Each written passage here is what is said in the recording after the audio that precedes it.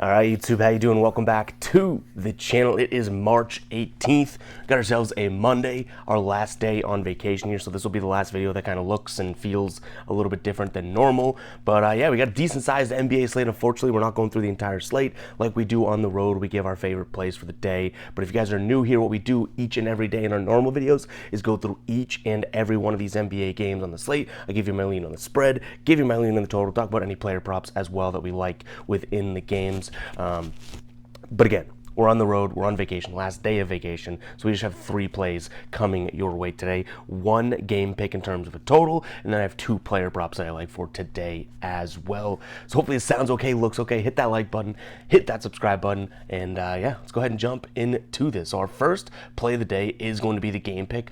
I'm looking at the, and this doesn't seem like it's going to be the best game, but I'm looking at the Blazers and the Bulls game. I like the over 214. I'm trying to see if I can get a 213 or 213.5 in this spot, but I do think that line is just a little low here. Now, I understand, one, the Blazers are struggling to score, and I guess you could say have been struggling to score, right? And the Bulls defense is pretty good, but when you look at this line to what the teams have been doing as of late, Bulls have hit this over in 8 of their last 10 games. They've done it in 4 straight games. They've done it in 9 of their last 13 at home. And then you have the Blazers on the other hand. Yes, they're not scoring a lot of points, but their defense has been so bad that they've also come to this line and hit the over in 6 of their last 10 games, and they're on the road in which their defense struggles even more. So I'm kind of looking for Chicago to pull the weight here and be able to, you know, not to say up the pace because they're not a fast-paced team, but be able to up that scoring number, and hopefully the Blazers can just kind of stay in this game. So also with that being said, the team total for the Bulls is 109.5.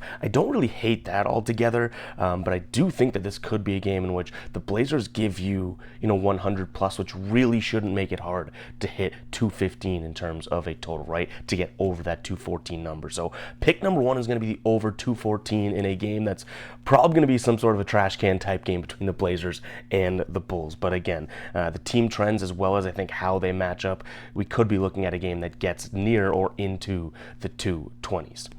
All right, pick number 2, it is a player prop. Before we do the guys, like I said, hit that subscribe button, hit that like button. I'm very excited to get back home. Like, vacation's great. We all love vacations, but like I feel like the last day or 2 of vacation, you're kind of like, I just got to get back to my own bed. I just got to get back home. So very excited to return to normalcy there. But pick number 2 here, and you can see I got a little color.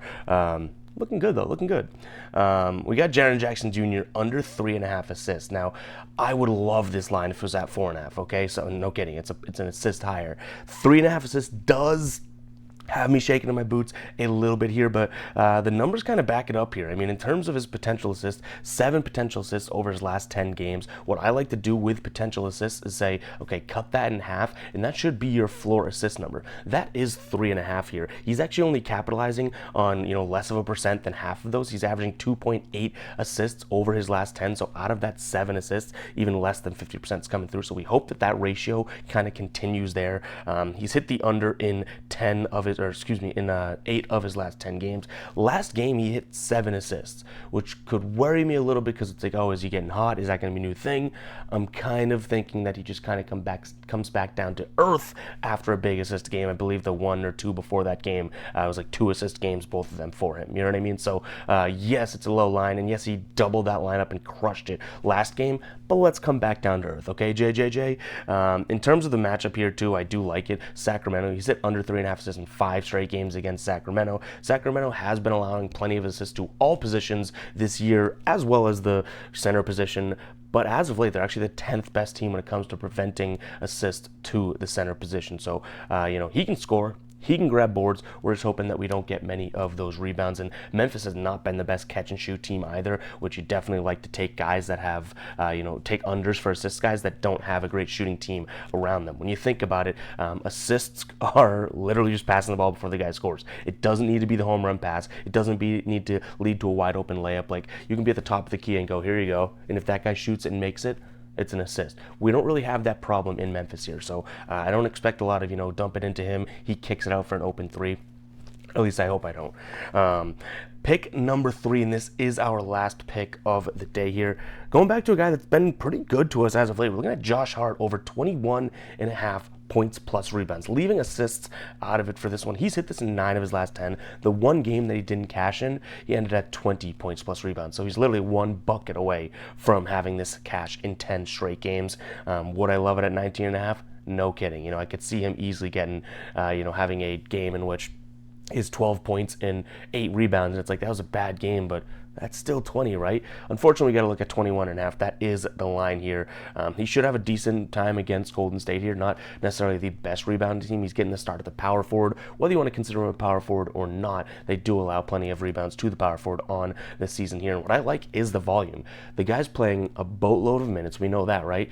20 rebound chances per game. So just like I said, with potential assists, right, for JJJ, I like cutting that number in half and saying, okay, that should be the floor you get for rebounds. Now, I didn't look at his rebounds line because his rebounds line is at 10.5. If I think his floor is 10 rebounds, gets a little dicey there, right? Like, even if he gets his floor, we're looking at an under there. But for points, he's been shooting the ball 12, 13, 14, 15 times per game as of late. If he gets a few of those to fly, maybe a couple threes drop, like, we're in an entirely different ballpark here, and this should be a no-sweat type of a play. So I don't mind taking a peek at his 21.5 points plus rebounds. And guys, that's actually going to wrap it up for today's show. I do think that, these videos, the shorter ones, have some value, but man, I love talking about the entire NBA games, NBA slate, and going through each and every game. So that is our normal format of the video, and we'll be returning back to that very, very shortly, like tomorrow morning. So very excited for that, but I appreciate you guys, sticking with me and tuning in, even with these sounding a little different, looking a little different. I saw someone comment, like, you should put your picks over here. It's like, yeah, that'd be ideal. I'm on vacation. We don't really have all the time in the world to edit and do graphics and everything like that. So I hear you, and I know that I wish that these road videos had better production value, and maybe they will in the future, right? Now that I'm full-time doing this, maybe I'll have more time to do that, but first vacation going full-time, we had to enjoy vacation too, right? I mean, the sunburn, we didn't really need that. Look at that. Look at that crap. But guys, if you made it this far into the video, go ahead and comment sun. I would say sunburn, but I don't want to read a bunch of mean comments. Go ahead and comment sun if you made it this far into the video. And yeah, very excited. We'll catch you guys in the next one, which should be a normal video. Peace out.